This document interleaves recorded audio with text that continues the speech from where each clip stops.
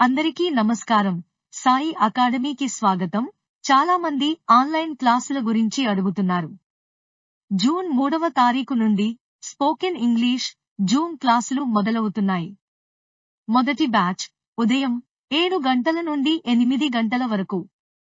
రెండవ బ్యాచ్ సాయంత్రం 8 గంటల నుండి 9 గంటల వరకు. క్లాసులు బేసిక్స్ నుంచి ఇంటర్మీడియట్ లెవెల్లో ఉంటాయి.